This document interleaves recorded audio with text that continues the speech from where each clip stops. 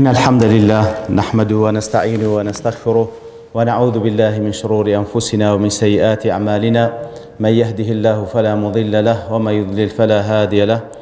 أشهد أن لا إله إلا الله وحده لا شريك له، وأشهد أن محمدا عبده ورسوله. يا أيها الذين آمنوا اتقوا الله حق تقاته ولا تموتن إلا وأنتم مسلمون. يا أيها الناس اتقوا ربكم الذي خلقكم من نفس واحدة وخلق منها زوجها وبث منهما رجالا كثيرا ونساء، واتقوا الله الذي تساءلون به والأرحام إن الله كان عليكم رقيبا. يا أيها الذين آمنوا اتقوا الله وقولوا قولا سديدا يصلح لكم أعمالكم ويغفر لكم ذنوبكم، ومن يطع الله ورسوله فقد فاز فوزا عظيما. أما بعد، فإن أصدق الحديث كتاب الله، وخير الهدي هدي محمد صلى الله عليه وسلم، وشر الأمور محدثاتها، وكل محدثة بدعة، وكل بدعة ضلالة، وكل ضلالة في النار. برایان خوشکان، السلام عليكم ورحمة الله. خوشحالم لزنجير باب باسش تزكية لخدمتان دابم بمبسط رضامندی رب العالمين، وهیوادارم إن شاء الله هم لا يكسودي لي وربقرن لخواي قورد باريمو أو مجلستبان بمجلسي ذكر قبول بفرمي وسكينة آرام بخاتنا ودلو درون من وبرحمة خوي دامان بوشي وملائكة برزكان السار دور من بقرن. آمين يا رب العالمين. تزكي نفس لبرتي تزكي نفس لبرتي أو بابتي باز بكين أهمية وقرنجي أو بابتي لسدا يكم ديار تزكية وكدلا غاية عظمى في هذا الدين، غاية زور برز لو ديني وهروها بختي دعوة وبانجوازي بيغمبران عليهم الصلاة والسلام. تمشادك إلى سندين رب العالمين كباس لبيغمبران دكا وبتايبتي لبيغمبري خوما صلى الله عليه وسلم. هو الذي بعث في الأميين رسولا منهم يتلو عليهم آياته ويزكيهم ويعلمهم الكتاب والحكمة وإن كانوا من قبل لفي ضلال مبين. كواتا لو آتوا لسندين آتي تريش رب العالمين دفرمي أو بيغمبرك هاتيا سن وظيفة شي باز دكاتن لوانا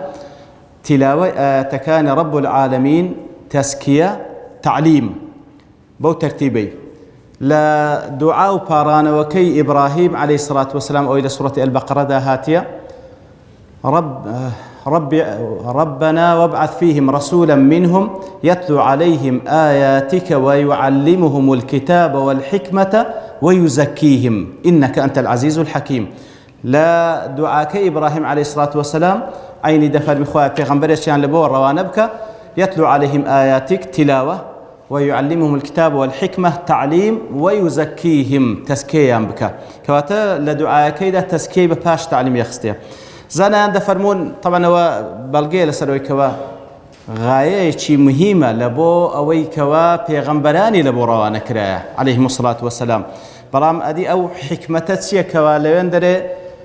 تزكية لبيش التعليمة لدعاك إبراهيم عليه الصلاة والسلام تزكية لدواي تعليمة بتسندي الشي وزانا ليش عندها يقلو شي وزانا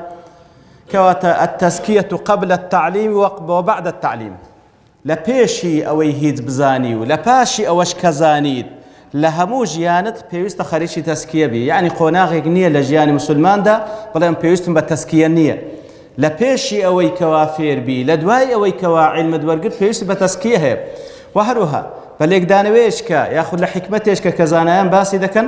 دەفەرمون کە تەزکیە لە پێشی تعلیمە لەبەر ئەوەی أو دڵە پێویستە یەکەم جار خاوێن بیتەوە مهەیە بی لەوەی کەوا علمی نافع وەربگری.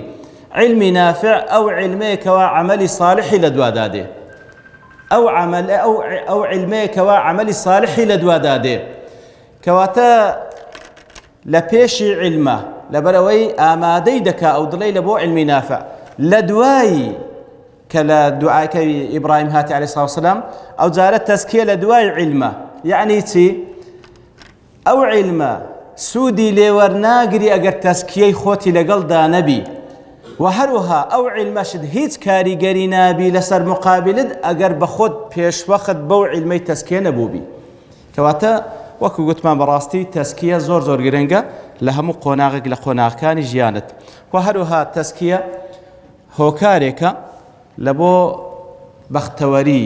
سەرفرازی لە دنیا و لە قیامەتدا تەماشا دەکەی خوای گەورە لە زۆر جێگایان قەسەمی خواردیە سوێندی خواردیە بەڵام زۆرترین ژمارە لە قەسەم لەسەر بابەتێک لە بۆ بابەت تەسکیە لە هیچ جێگایشکە ئەو هەندە سوێندەی لەسەر یەک نەخواردێ لە سوورەتی وەشەمسی وەضوحاها 11 قەسەم لەسەر یەکتری والشمس وضحاها والقمر إذا تلاها والنهار إذا جلاها والليل إذا يغشاها والسماء وما بناها والأرض وما طحاها ونفس وما سواها فألهمها فجورها وتقواها قد أفلح من زكاها وقد خاب من دساها يازد قسم لسر يكتري أو بقد تحقيق أو هم قسموا بتحقيق قد أفلح من زكاها براستي أو كسر كوتو سرفرازة أو كوا تسكيي نفسي خوي كرد لمقابل دا وقد خاب من دساها خاب وخسر نجيجد بأنزام أو كسف شلي هنا أو كوا تسكيي نفسي خوي نكر بلكو دساها لتدسيوها تتسيا بمعنى أخفاها أو نفسي خوي شاردوا والله أعلم لبروي إنسان مسلمان بابلين بعمل صالح برز دبيته إليه يصعد الكلم الطيب والعمل الصالح يرفعه يقل تفسير كان يقل أوجه تفسير كان آياتي والعمل الصالح يرفعه عمل صالح بندي برز دكاته لا مقابل دا مفهوم مخالف معاصي لإنسان قيمتك دين تخواري حتى وكو والعياذ بالله أجر بردوان به حتى بقات كفر دقات أسفل سافلين خرابترين لحمو خرابك خابنا من دارب كواتا وقد خاب من دساها وكو هندق لزانانج بو شوي أو بابن واتي ليك دنوا بوي كوا كسك ظاهرا عمل صالح كرد بلام دلكي خوي لجورو باطني خوي تزكية نكرديا يتردس نفسه في صفوف المؤمنين وهو ليس منهم خوي خزاندي تنا وصفي إيمان داران والحق تشلوان دانية خوابنا من دا يتر تزكية براستي سببي بختوري وهروها تزكية أو بربومي لهمو عبادات كان وريد يقري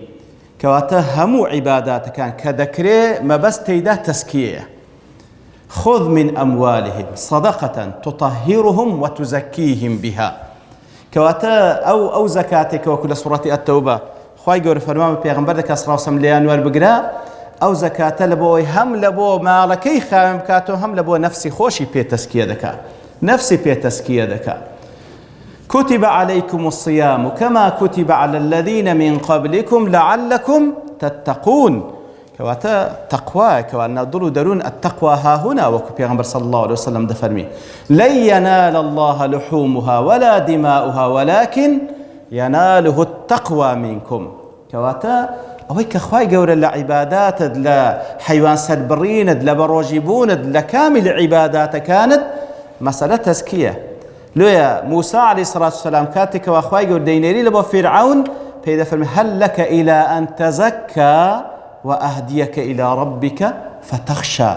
كواتا بو عباداتاني كخواي فرزي كرديا خد خاوين كواتا براستي همو عبادتكان بربو مكيسيا تزكية وهروها تزكية هوكارة وسبب لبو تسونا بهاشت وهروها هوكارة لبو أوي كوا نجاتت بلا جهنم ببالكي سندين آيات وسيجنبها الأتقى الذي يؤتي ماله يتزكى چه دور دكوتو لجهنم ولا سورة والليل إذا يغشى چه دور دكوتو لجهنم وسيجنبها الأتقى الذي يؤتي ماله يتزكى چه أهل بهش لسورة طه هذا فرمي جنات عدن تجري من تحتها الأنهار خالدين فيها وذلك جزاء من تزكى أو پاداشتی کسێکە کەوا خۆی پاک کردیتەوە ئەوە پاداشتی کەسێکە کەوا خۆی پاک کردیتەوە کەواتە بەڕاستی کە دەڵێن سبب لدخول الجنة يعني لێرەدا وەکو ملاحەزەیەک پێویستە باس بکرێت تەسکیە لە ضەمنی هەموو کردەوە چاکان کەوا وەکو گوتمان ئەسڵی کردەوە چاکانیشە و بەروبوومی کردەوە چاکانیشە سەبەبە لە بۆ چوونە بەهەشت نەک بڵێن عیوەضە ئەو دوو عیبارەتە فەرقی هەیە بەرامبەر بە بەهەشت نییە بەڵام سەبەبە لە بۆ چوونە بەهەشت وەکو ئیبن عوثەیمین ڕەحمەتوڵڵی عەلەیهی لەو بابەتەی نمونەشی جوان دەین دەڵێ هەر شتێک کە ئەتو دەیکڕی عیوەضی هەیە یعنی با بڵێن ئەو عینەکە کە دەکڕی لە بۆ نمونە بە 3000 دیناریەوە عیوەضە مقابلیتی بەڵام ئەگەر کەسێک پێت بڵێ کاکە من ئەو عینەکەت دەمێ ڕوبع دینارێکم بدێ ئەخۆ عیوەض نییە مقابلی قیمەت خۆی 3000 ئەدلۆ بە ڕوبعێک دەداتێ دەڵێ بەس سەبەبێکە لە بۆی کەوا بدەمێ ئیتر عەمەلی ساڵح و تەسکیەش لە ضمنی ئەوان سەبەبە لە بۆ چوونە بەهەشت بەڵام عیوەض نییە لەبەرەوە هیچ کەسێک ناستە بەهەشت إلا برحمة رب العالمين نبي حتى أتوج يا رسول الله فرمي بلى إلا أن يتغمدني الله برحمة منه حتى أخوي يقول دامنا بوش برحمة أخوي كواتا تزكية لازمني وأعمال صالحانية كوا دبي تزكية كرابي حتى وكبت يا بهشتو نزاد بلا جهنم وهروا قرنجي تزكية لويدا كا مناطها القلب لسرتي إيش دكا إيشي تزكية لسرتية فيش هموش تيج لسر ضلة دڵ زۆر مهمی دڵ لەوەیدا کە لە قیامەت یەومە لا ينفع مال ولا بنون إلا من أتى الله نافعا بعمل صالح بقلب سليم إلا من أتى الله بقلب سليم كواتا فعلا دڵ زۆر گرنگە يعني بەو مەفهومەی خەڵکی عوامش ناڵێن گرنگە کە زۆر جاران تەماشای دەکەی غەرقی مەعسیەت بووە پێی دەڵێ کاکە ئەدیلۆ بابرێن ئافرەتە خوشکە کاکە لۆ خۆت داناپۆشی کاکە جان لۆ نوێژێ ناکەی دەڵێ شەر دڵە نا ئەو مەفهومە فاسیدە بەعەکسەوە ئەگەر دڵ ساغ و سەلامەت بوو وەکو خوای گەورە ناویلێنە سەلیم کەوا سەلامەت بی لە هەموو شەهوە و شوبهەیەک بە تەئکید بەروبوومیشی لەسەری ڕەنگ دەداتەوە کەواتە بە معنایەکی دیکە ئەوەی کەوا لەسەر هەر کەسێک ڕەنگ دەداتەوە ڕەنگدانەوەی ناودڵ و دەرونیتی محالە دڵێک ساغ و سەلیم بی کار و کردەوە و ظاهریشی باش نەبی محالە کەواتە تەزکیە گرنجەکەی لەوەیدا کەوا ئیش لەسەر دڵ دەکات کە دڵیش باش بوو وەکو پێغەمبەر صلی الله عليه وسلم وەصفی دەکاتن کە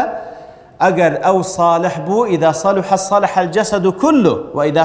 فسد الجسد كله ئەگەر دڵ ساغ بوو هەموو لاشە ساغ دەبی دڵیش بۆگەم بوو هەموو لاشە بۆگەم دەبی خوا پەنامان بدە کەواتە ئیشی لەسەر دڵە ئەو دڵی کەوا لۆیە ناوی لێندرایە قەلب لکەثرەتی تەقەلوبێ زۆر تەقەلوبات هەیە خوا پەنامان بدە وەکو لە چەندین حەدیث پێغەمبەر صلی الله علیه و سلم باسی کردیە کەوا چەند متەقەلبە ئیتر گرنجەکەی لەوەیدا کەوا ئیش لەسەر دڵ دەکا و هەروەها لەبەرچی گرنجیدان بە تەزکیە لە هەموو کاتێک و بە تایبەتیش کاتێک ئێمە لە زەمانێکدا دەژین قەدەری ئێمە وایە کە لە زەمانێک و لە جێگایەک و لە سات و کاتێکدا دەژین پڕە لە فتنەی شوبهات فتنەی شەهەوات ئیتر خوا پەناماندا ئەگەر خوای گەورە بەندە نەپارێزی ئەوە شەیطان و با بڵێن شەیاطینی ئینس و جن کەوا خەریکی مسلمانانن ئەگەر خوای گەورە مسلمان نەپارێزی ئەگەر بەو شوبهەیەش نەیگری بەو شوبهەیە دەیگری ئەگەر بەو شوبهەیە نەیگر بەو شەهوەیە دەیگری خوا پەناماندا ئیلا ما ڕەحیمە ڕەبی کەواتە زۆر پێویستمان بە تەزکیە لە هەموو کات و ساتێک و بە تایبەتیش لەو زەمانەی کە تێیدا دەژین بەڕێزان دیارە ئێمە ئینسان لە دوو بەش پێک هاتینە لە دوو پێش خوای گەورە کە ئێمە خەلق کردیە وەکو دەڵێ خەلق الله تعالى الإنسان طبعا بالمناسبة إنسان وەکو معلومی جەنابتانەکە ولقد كرمنا بني آدم رب العالمين زۆر ڕێزی لەو ئادەم و نەوەی ئادەم نایە وەکو لە حەدیثی عەبدوڵای کوڕی عومەر خوای گەورە لە خۆی بابی ڕازیبی دەفەرمیتن کە ئیستینادن لەسەر چەند حەدیثێکی پێغەمبەر صلی الله عليه وسلم رب العالمين همو مخلوقاتي خوي بكن خلق كردية بكن فيكون بلام تنها تارشت هي رب العالمين خلقه بيديه سبحان الله بدستي مبارك خوي خلق كردية يقلو أنا آدم عليه الصلاة والسلام يقلو تارشت آدم كهات زور قرنقا والرئيس لنانا شي قالك زورا إتر خوي قورا أو إنساني كخلق كردية لدو بشا بەشێکی وەکو دەڵێ سوفلی لەو زەویەی ئەو جەستەیەمان لەو زەویە پێکاتێ محتەوایەتی جستمان لەو زەویەی پێکاتێکەوە لەسەری دەژین و هەروها بەشێکی علوی نەفخەیەکی علوی کە ڕوحەکەیە وەکو وەسپی دەکرێت یوڕا ئەثەڕوه ولا یوڕا ئەسڵۆ ئەثەرەکەی دەبینین لە ژیانی خۆمان بەڵام ئەسڵەکەی نابینین ئەدی کەنجین ئەسڵەکەی دەبینین کاتێکەوە ئینسان دەمری لەسەرە مەرگ کاتێک کە ڕوحی دەردەچی ئەوجا بە چاوی خۆت ڕوحەکەت دەبینی وەکو پێ سەڵم دەفەرمی ئیذا خەرەجە الڕوح تەبیعەه البەسەر لێ عادەتەن مردی کە دەمری چاوی زەق دەبێتەوە تەمەشا ڕوحی خۆی دەکا و سوننە دوایە پاشان چاوی دابخەیە ئاخرمان خێر بێ ڕەبی کەواتە ئێمە دوو بەشین بەشێک ئەو جەستە و لاشەمان لەو خاکەی خەڵق کراینە و هەروەها بە چش ئێمە بووینە ئینسان و ژیانمان تێدایە بەو ڕوحەی کەوا خوای گەور لە چەندین جێگا وەسفی دەکا ونفخت فيه من روحي خوای گەورە ڕوح دەداتە پاڵ خۆی سبحانه وتعالى بەیائی تەنسیب کە لێرەشدا لەوانەیە کەسانێک بە سەهوو تێبگەن کە والعیاذ بالله ڕوح بەشێکە لەخوا ناوانیە ڕوحیش مەخلوقە وەکو جەسەد بەڵام خوای گەورە ڕێزی لێ دەنێکەوە دەیخاتە یاخود دەیداتە پاڵ خۆی لەبەر ئەوەی ئینسان بە ڕوح ئینسانە دەمینی وەکو کوردەوار خۆمان دەی ساغ و سەلیمە شەوێ دەنوی سبەینی هەڵناستیتەوە لاشەکەی طبیان هیچ مشکلەی نییە ئەی لۆ ڕاوەستە ڕوحەکەی تێدا نەما کەواتە ئینسان بە ڕوحیتی بەڕاستی نەفخە علویەکە و ئەسلی ژیان و سڕی ژیانەکەش کەوا بە حەقەتیش کەس نایزانی چیە يسألونك ويسألونك عن الروح قل الروح من أمر ربي وما أوتيت من العلم إلا قليلا دیارە خوای گەورە سبحانه وتعالى کە ئینسانی لە ڕوح و لە جەسەد دروست کردیە هەر یەک لەوانەش جەستە و ڕوحمان پێداویستیان هەیە هەر یەک لەوانە پێداویستیان هەیە و پێویستە جێبەجێ بکرێ بەنسبەت جەسەدمان کە وەکو گوتمان لە خاک دروست بووە ئیتر مەطالیبەکە و داواکاریەکەشی تینیە لەو شتانەیەکەوە لەو خاکە دروست بووە سبحان الله کەوا بەخۆی لێی دروست بووە ئیتر تەمەتوع دەکا بەوەی کەوا لە خاک و لەو بەروبوومەی کەوا لە خاک دەردەچی و هەر کاتێشکەوە بەدەستی نەکەوی ئەو پێداویستیانی خۆی لە خواردن و لە خواردنەوە و لە شەهوەتی طبعا پێی دڵگران دەبی و پێی مشەوەش دەبی بەڵام ڕوحیش خواردنی خۆی هەیە پێداویستی خۆی هەیە ئەو ڕوحی کەوا ئینسان پێی مکەڕەمە و پێی ڕێز لێنرایە مەطالیبەکانیشی علویە هەروەکو کو جەستەمان کەوا لەو لاشە لەو زەویە خەڵق کرایە پێداویستەکانیشی هەر تینیە بەڵام پێداویستی ڕوح علویە لێیە پێویستی بە عیبادەت هەیە ئەو عیبادەتەی کەوا لە ئاسمانەوە چۆنیەتەکەی لە بۆ دادەبەزی لێیە خوای گەورە تەماشا دەکەی لە سوورەتی ئەلعەراف دەفەرمی کە باز لە عولەمای سوء دەکا خوا پەناماندا دەفەرمی وەلەو شئنا لەڕەفەعناه بها بەو عیلمەی کە هەیبوو ئەگە بماویست بە بەرزمان دەکردەوە ئەو عیلمە ئەگەر عیلمێکی نافع بە عەمەلی صالحی لە دوودا دەهات و بەرزمان دەکردەوە پێی ولكنه أخلد إلى الأرض سبحان الله تەماع خۆشیەکانی دنیا جاذبیەتی زۆر بووە لەسەری و سبحان الله أخلد إلى سبحان الله يعني کەواتە ڕوح بەرزت دەکاتەوە مەطالیبی ڕوح پێداویستەکانی ڕوح حەزی لە عیبادەتە لێ دەڵێ کاتێکەوە تێر عیبادەتی نەکەی بەڕاستی برسیە کە برسیە ئەوجا تووشی قەلیقی دێ تووشی ناڕەحەتی دێ هەتا وەکو دەگاتە ئاخر دەرەجاتی ناخۆشی خوا پەناماندا یا ڕەبی کەواتە زۆر مهمە ئەوەی ئەو ئەسڵی کە ئێمە تێدا دەژین ئێستا وەکوتمان کە یەک لە پێداویستەکانی باسکردنی تەزکیە وەکو عولەما دەڵێن طغت فيه المادیات بەڕاستی مادیات طغیانی کردێ پێداویستی جەستە ئەوەندە ئیهتمام پێدرایە ڕوح بە تەواوەتی ئیهمال کرایە لێ تەماشا دەکەی لە غەرب هەموو شتێکی لۆ دابین کرایە مرتاح نییە لێ زۆر مهمە فعلا ئیشباعی ڕەغبەتی ڕوح بکەی مەطالیبی ڕوح بکەی کەوا خۆی لە چ دەبینیتەوە لە عیبادەت دەبینیتەوە لێیە ئەگەر جەستەت لە هیچی نوقسان نەبی بەڵام ڕوحت برسی بوو تێر عیبادەتت نەکرد قەت مرتاح نابی بەعەکسەوە کە ڕوحت تێر عیبادەت بوو جەستە با هەر برسی بی بە هیچ شێوەیەک ئەو ئینسانە ناڕەحەت نابی بەڵام بە شەرتێکەوە گوتمان تێر عیبادەتێکی صحیح بیتن کەوا خوای گەورە دەیەوێ دیارە وەکو زانایان تعبیراتی جوان بەکاردەین بە نسبەت خۆشیەکانی دنیا لەوانە دەڵێ هیچ شتێک لە دنیا هیچ خۆشیەک لە دنیا نییە شەبیه و هاوشێوەی خۆشیەکانی ئاخرەت بی لە بەهەشت إلا نعیم الإيمان بالله إلا مەگەر خۆشی ئیمان هینان بە ذاتی الله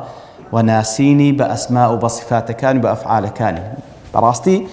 يعني كدخيني لسورة الأنعام الذين آمنوا ولم يلبسوا إيمانهم بظلم أولئك لهم الأمن أو هناك إيمان يعني هنا إيمانك يعني بحج شويك ظلمي تدانية وكو تفسير لك داني ويبيغمر صلى الله عليه وسلم شركي تداني بحج شويك أوان لأمن وأمان دادا جيه كواتە کە هەستت بە ئەمن و ئەمان نەکرد هەستت بە ترس کرد لە مەخلوقین لە ژیانی دنیا بگەڕێ و مراجعەی ئیمانەکەت بکە ئیلا خەلەلی کەوتیتە ناوی ئەگەر نا ئیمان و ئەمن و ئەمان پێکەوەیە خەلەلی تێدا بوو خەلەل لە ئیمانەکەت هەیە خوا پەناماندا و وەکو دەڵێ هیچ سرور و خۆشیێک لە بۆ دڵەکان نییە هیچ لەزەتێش تەواو ناکە ئیلا لە خۆشویستنی رب العالمین نەبی لە ناسینی رب العالمین نزیک بوونەوە لە رب العالمین بەو شێوەی کەوا خوای گەورە دەیەوێ وەکو ابن القیم ڕەحمەت خوای لە جێگایت کە باز دەکات دەڵێ هەموو خۆشەویستیەک لە دنیایە هەموو خۆشەویستیەک لە دنیایە کاتێکەوە کەسێکت خۆش دەوێ ئیلا عذب به ولا بد هەرچێت خۆش دەوێ خۆشەویستی با بڵێن مباح و محرم هەرچێت خۆش دەوێ ئیلا عذب به ولا بد ئیلا بای هەندێ عەزاب دەخۆی پێی سبحان الله حتى ماڵ و منداڵ خۆشت بێ فطریە و زۆریش اعتیادیە بەڵام ئەو خۆشەویستیە سبحان الله ناڕەحەتت دەکا لەبەرەوەی تەمەشا دەکەی ناتوانانی هەموو شتەش دۆدابی بکەیت تەمەشاێک لە پێش چاوت نەخۆش دەبی ناتوانانی عیلاج لە پێش چاوت دەمری ناتوانی هیچی لۆ بکەی ئەو جا دەڵێ لە قەبریش کەلەی زیادە بیەوە ئەو جاگەر لە قیامەتیش خوا پەنامان دەکاوە هەر یەک لە جێگایەک بن بەڵام ئیلا خۆشویستنی خوا نەبی سبحانه وتعالى هیچ عەزابی تێدانی ئەبەدەن ئەو پەڕی خۆشی وەکو زانان دەفەرمون ئەسڵەن وەکو لە قەولێش کە ابن القیم ڕەحمەت خوای لێ دەڵێ تام و لەزەت لە بینینی رب العالمین لە بەهەشتدا ناکەی ئەگەر لە دنیادا تام و لەزەت لە خۆشەویستەکەی نەکردبی ئیتر بەڕاستی سەعادەتی بەشەر لە دنیا و لە قیامەت لەوەیدایە و وەکو دەڵێ حاجەت و پێداویستی دڵەکان لە دنیادا لە بۆ تەوحید و یەکتاپەرستی رب العالمین لە بۆ ئیمان بە ذاتی الله زۆر زۆر زیاترە لە حاجەتی بەدەن و جەستەمان لە بۆ خواردن و خواردنەوە بەڵکو دەڵێ هەر مقارنەش ناکرێ یعنی هیچ کەسێک ئینکارەوەی ناکەکەوە ئەو لاشێ بەبێ خواردن و خواردنەوە ناژیە ئیتر پێداویستی ئەو دڵت سەعادەت و خۆشی ئەو دڵت زۆر زۆر پێویستی و محتاجی زیاتر لەوەی کەوە پێویستی بە تەوحیدی رب العالمین هەیە و هەروەها هەر کار و کردەوەیەک کەوا طبعاً وەکو گوتمان بەڕاست کردەوەکان ڕەنگدانەوەی دڵە کردەوەکانمان کە دەیکەین ڕەنگدانەوەی دڵە لێ هەر نوقسانیەک لە کار و کردەوەکانت بەتایبەت مەسمان لە عیباداتەکانت هەبوو ئەوە بزانە ڕەنگدانەوەی ئەو نەقسەیە لە ئیمانەکەی ناودڵت و وەکو دەڵێ وەالذەوق یوەلد الشەوق ذەوق تامکردن مەبەست تامکردنی ئیمانە ئەگەر تامی ئیمانت کردبی چی لە دوادا دێ یوەلد الشەوق ئەو جا شەوقت دێ با بڵێ شەوقت هەڵدەستی لۆ چێ لە بۆ عیبادەتکردن فمن ذاق طعم الإيمان ئەوەی تامی ئیمان بچێژی اشتاق إلى تكميل الإيمان والأعمال الصالحة يعني سبحان الله كما دام تامت كدي أو شوقت زياتر دبي كوات تكميلي كي حاجتا لروي إيماني قلبي وعبادات قلبي وهروا أعمال صالحي بظاهر أنزام الدي وتام لعبادة كان دكي والي دي كوا أو روحت تيلي دي تعلقت روحه بحياة الملأ الأعلى أو روحت بيوزد بملأ أعلى بأسمانه أويك لآسمان لسروي حفظ آسمانا استواء كدي على عرشه سبحانه وتعالى أو روح متعلق بذات الله يترخواي جورش خوشي دبي وهروها أوي لآسمان خوشيان دبي أهل آسمان وهروها خواي جور قبول الوداد عند سروي زوي لرا هل بو خوشي لكتابي بأي قلب نلقاه بتصدق إما بتسينو خدمة رب العالمين. دكتور خالد أبو الشادي ل بداية كتابك كبخوش الطبيب بشرية بطاقة دخولة نوسية، يعني كو إنسان كداخل مستشفى دبي كجستين خوشة ليرش لبداية كتابك كواباز للتسكية دكاتن عيني بطاقة دخولة نوسية لبواني كوادليان نخوش خوابا نامندا. موضع الإصابة چندر نخوش الدلكيتي تاريخي كنجي نخوش كوتيا معلوم نية. آخر كشف كلبو كرايا أو يكم كشف كذا لبوي دكري أصلاً هستي بخو نكردي نخوش. درجة إصابة كي تندا شديدة الخطورة صور خطرة خوابنا من دا ببردية تقسم قسم الحالات الحرجة وكلنا أخوان دي بيبني إنعاش خطرة وضعك. أعراض كانتية خوابنا من دا بزاين دا أخوات سنمتي دا نبض الإيمان ضعيف لا يكاد يسمع. نبض الإيمان ضعيف كو نبض قلب من هيدا حزدكي نبضات إيمان الضعيفة خريكة جود لنا بي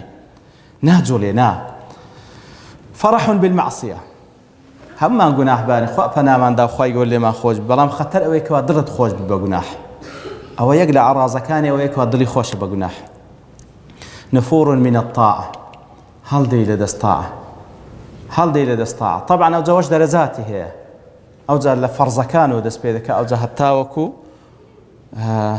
يعني سبحان الله هم ما بسر مان هاتيه تنزار لو شوي دريجي زستان بخبر دي تنزار ناوجي كي زياتر بيتوايا تاكتر وباشتر ومريحتر لو يكوا هلبستي ولا لبيناوي رب العالمين دور كعد كلبو تاريكاينا وقبرت.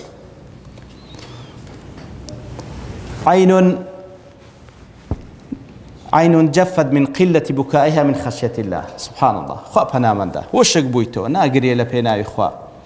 روح وحشتها مع الصالحين يعني لمجلس بيا الصالحان حسب دل تنجيدك دلينا بيتو هو نشانين أخواشي الله. نفس أنسها بالعصاة والمذنبين كالمجلس جناح بارانا دلي ذكرتوا هو نشاني وين دلدنا خوشة. توصية صدقة يرسل فورا للعناية المركزة الإيمانية أو خطر وضعك أجر زوفر يا خوينا كوي لهنيد لك بمري خوابنا من دا ربي باش بلام أو زهر أو دلتن دل بيش أوي بتسي جوري لو خستخاني ادفع الثمن أولا استاش خستخانة أهلية كان هروان بلام أو خستخاني بابلين إيمانية ما بستي لبارنية شتيشي ديكي بيش أوي بتسي جوري دبي ثمنكي بدي ثمنكي تسيا عكريمة دلي لا تعلم العلم إلا لمن يعطي ثمنه علمي فيري كسيق مكان إلا مقر ثمنكي بدا ثمنكي تسيا قال يضعه العالم عند من يعمل به لا أو كسيدا ابني كواكاري بيدك أو ثمنكيتي أقر دزاني كاري بيناكا ميديه. سفياني ثوري دلي أقر ديتتان طالب العلم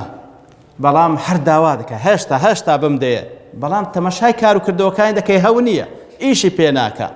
فلا تعلموا ولا فيري مكا لبروي هر كسك علمي هبي وكاري بيناكا نموني بتدين توكا شجرة الحنظل جارك هر تند او دار او بدي طالي زياتر دبي سبحان الله هر تند او بدي طال تردبي لو يدل كديتان داوي علم دكا بيد بخشي برام هو يخلط في مطعمه ومشربه وملبسه برام تمشى كي تاكلوا بيكلا لا خواردني لا خواردنوي لا زلكبرجي هونيه يعني التزام بي وديارنيه لا يتورع خوينا باريزي فكفوا عن تعليمه ليقر زياتري فيرمك قرب سرمك تخفيفا للحجة عليه غدا بحجي خوال سري زياتر النبي چونکە کاتێک کەواتو علمی پێدەوە حجەیەکی خوایە حجەیە لەسەری إن كنت لا تدري فتلك مصيبة وإن كنت تدري فالمصيبة أعظم أجر إيشي بينك هذه سبكين علاج بلين والله قيدناك هالنازم راحتي جانبنا أود لي قبول ناكري يعني كسيك وابلي والله هدنا خون فيرناك ما دام إيش بينك مولي قبول ناكري أقادار بن وكزانان عبارة شزوان بكاردين دل فلان كاس نازاني كنازاني معذور بجهله عذره بوي كنازاني دلي أو كاتك بيقوت معذور بجهله لا جيغايك بجي دور دس بي هيتي نقاتي هيز بيا صالحة شي نقاش تدوق سيلوبكا هيز وسيلة لك النبو أو معذور بجهله بلان بياوك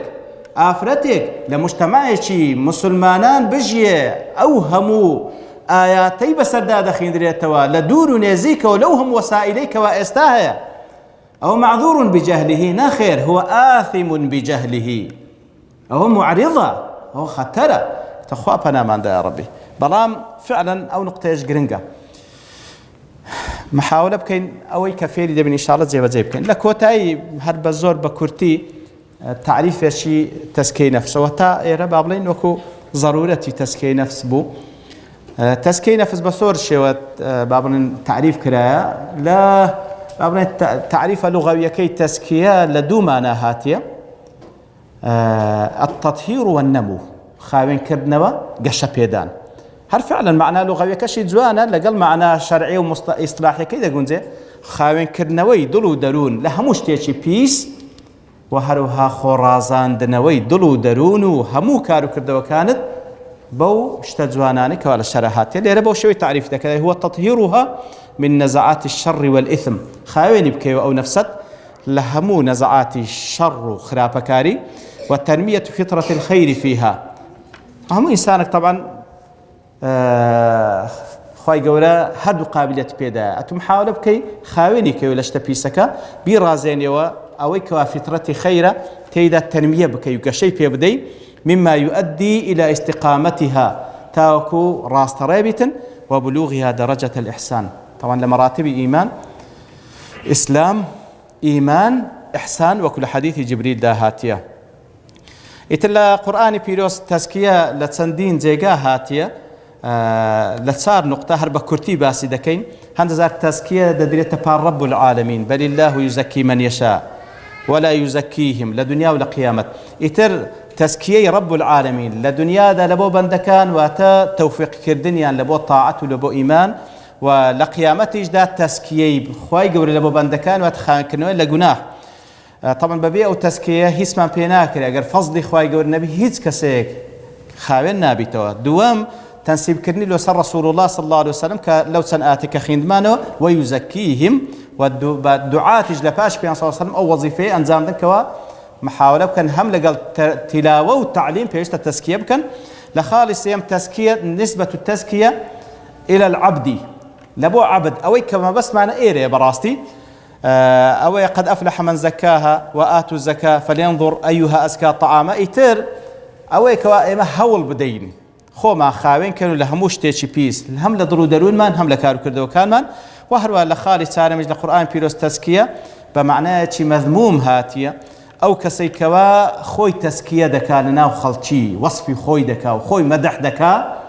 أو شتيشي ممنوع شرعا فلا تزكوا أنفسكم هو أعلم بمن اتقى ناكلة تزكي نفسي خود بكي الله سبحانه وتعالى أعلم ترى بوي كواتشي أو دلي باكا يان باقنية إلا لتسن موقعك علماء دلين ريقاي بيدريا إنسان أقر ظلمي ليكرا دكري حقيقتي خوي باز بكا بلام حتى بكري بكميو باز بكا نك بزيادة نك هرهندي خوي بكميو باز بكا يتروي كما بس معناه السيما لتزكية بويكوا فعلا بوشي ويخوما بباريزين خوما باق بكينوا حديث ايش بيغم صلى الله عليه وسلم لسر او بابته 3 من فعلهن فقد ذاق طعم الايمان حتى كاش طبعا الباني تصحيح كرديا سيشت هي بيان صلى الله عليه وسلم دفرمي هر كسيك بيكا او التامي ايمان دتشيجي من عبد الله عز وجل وحده بانه لا اله الا هو او بيش هموش تشيا عباده كني خويا قربتاك تنيا واعطى زكاه ماله زكاة مال خوش دربك أو جباز بزكاة كش دكا كوا مامناوندي بلا عاتن أو حيواني هي نزور زور باشك نزور خرافك نا مامناوندي لهم مالك بها ماشوا كواتا يكم عبادة رب العالمين بتاكتنا توم زكاة باشن دفن وزكى نفسه تزكية نفس خويبك بياو قلت يا رسول الله وما تزكية النفس فقال أن يعلم أن الله عز وجل معه حيث كان هزور مهمة يعني راس أو التعريفي تزكية في أساساً دفرمي تزكية ويا كوا إنسان علمي بوي هبيك الله لقريتي لهرشين دربي هەستکردن بە مراقبەی رب العالمین ئەو ئەسڵی تەزکیە بەڕاستی ئەگەر هەستت بەوەی بەو مراقبەی کرد ئیتر بە تەئکید هەوڵ دەدەی بە هەموو شێوەی خۆت خاوێنکەوە لۆیە وەکو دەڵێ وهي شعور العبد بالرقابة الإلهية وعدم غفلته عن الله سبحانه مما يؤدي إلى صلاح ظاهره وباطنه وإقامة أوامر الله في شؤون حياتها كلها. أما الحمد لله هم مسلمان لخواي بزياد بي همو من يقين من هي إيمان ويقين من هي بهمو آتكان قرآن بيروز لازمني أوانش لو آتانك رب العالمين بس لا مراقبەی خۆی دەکات لە بۆ بەندەکان إن الله كان عليكم رقيبا يعني فکر لێ نەکردەوە لەبەر پێیان صلی الله عليه وسلم لە هەموو خوتبەی حاجەی واتە لە بۆ هەر کارێکی گرنگی هەبا ئەو سێ ئاتەی دەخوێندەوە کە تازە خوێنمانەوە لە زەمنی ئەوانە إن الله كان عليكم رقيبا زۆر مهمە ألم يعلم بأن الله يرى زۆر گرنگە بەڕاستی ئیمانمان پێ هەیە بەڵام کات ڕنگدانەوەی ئەو ئیمانەمان لە کار و کردەوەکانمان تو ئەو خوایە کەسێک قەناعەت و یەقینی بەوەی هەبی کەوا إن الله كان عليكم رقيبا جورئەت دەکا گوناح بکە ئیتر خوا پەناماندا یا ڕەبی بەڵام ئینسان ئەگەر لەحزەیەکیش لە فکر بکات پێویستە دواتر یەکسەر بەبیری بێتەوە خوای گەورەمان لێ بکە ئین شاء الله لەقەدەر ئەو قسانە بین کە دەیکەین خوای گەورەمان لێ بکە ئین شاء الله بتوانین یارمەتیمان بدە تەزکیەی نەفس خۆمان بکات تەفسیری نەفس خۆمان بکەین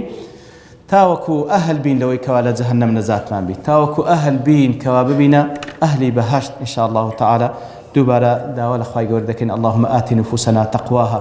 وزكها فأنت خير من زكاها أنت وليها ومولاها وصلى الله وسلم على نبينا محمد وعلى آله وصحبه أجمعين